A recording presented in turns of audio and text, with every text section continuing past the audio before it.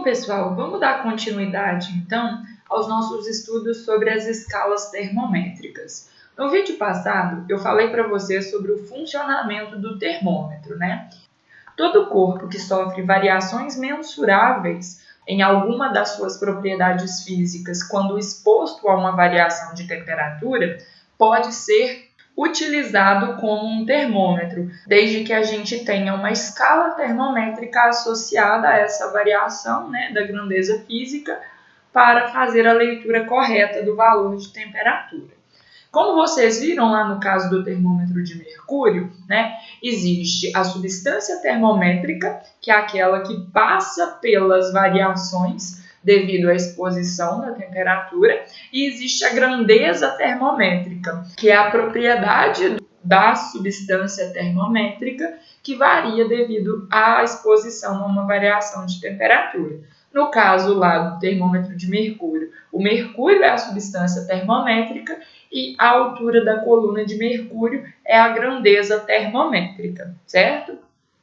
Como eu falei para vocês, a leitura, né, a medição de temperatura é feita de uma forma indireta, certo? Através de uma variação de um parâmetro, que no caso é a variação da grandeza termométrica. A leitura dessa variação é feita através de uma escala térmica, de uma escala termométrica. Essa escala faz a leitura da altura da coluna de mercúrio, por exemplo, e associa um valor numérico ao grau de agitação das partículas que compõem o meio que está sob medição aí no caso, certo? Nós vamos falar hoje, então, sobre essas escalas. Como eu disse anteriormente, uma escala termométrica nada mais é do que um conjunto de valores numéricos, quaisquer valores numéricos arbitrários, certo? Entretanto, eles não são tão quaisquer assim, visto que eles têm uma organização para dar origem a essa escala, né? O primeiro ponto que se leva em consideração para definir uma escala de temperatura são os pontos fixos, né? São pontos que são tomados como referência para a determinação da escala termométrica. Então, associa-se primeiro valores a estes pontos de referência e, a partir disso, atribui-se outros valores numéricos a outras temperaturas, né? Quais são esses pontos fixos? São dois. O primeiro é o ponto de gelo ou o ponto de fusão da água. Sendo assim, se nós queremos, né, determinar a escala de temperatura Ana Paula, certo?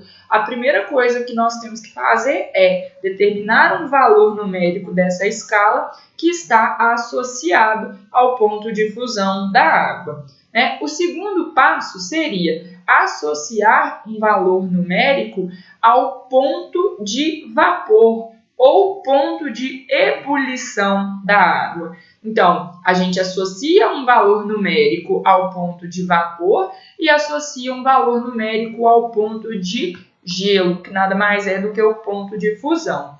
Estes dois pontos são considerados referências, são fixos e sempre serão atribuídos a eles valores, ok? No caso da escala Celsius, por exemplo, que é essa que a gente tem aqui embaixo, ó, atribui-se ao ponto de gelo o valor numérico 0 e ao ponto de vapor o valor numérico 100. Significa que, se um estado térmico tem associado a ele o valor 100, significa que nós temos ali um estado térmico idêntico ao do ponto de vapor da água, ou seja, igual ao estado térmico de ebulição da água. Já se, ao colocar um termômetro em contato com um corpo, né, e ele indicar 0, no caso aqui da escala Celsius, significa que aquele corpo tem um estado térmico idêntico ao estado de gelo da água, né, o estado de fusão da água. Na escala Fahrenheit, é associado ao ponto de vapor o valor 212 e ao ponto de gelo o valor 32. Na escala Kelvin, nós temos o 373 associado ao ponto de vapor e o 273 associado ao ponto de gelo. Então, notem, toda escala termométrica deve, primeiramente, associar valores aos pontos fixos. Quais são estes pontos fixos? É o ponto de vapor e o ponto de gelo. Lembrando que o estado térmico ele não depende da escala térmica utilizada para se determinar a temperatura, né? Ele é aquele e pronto, independente do tipo de termômetro ou tipo de escala que você utiliza. Então, quando eu falo do ponto de vapor da água, independente da escala que eu estiver utilizando, ele vai ser o mesmo. O que muda são os números que nós associamos a esse estado. No caso da escala Celsius, nós associamos o número 100. No caso da escala Fahrenheit, o número 212. Então, o estado é o mesmo. O que muda é somente o número associado a ele. O número que eu escolhi na minha escala para representar aquele estado térmico, certo?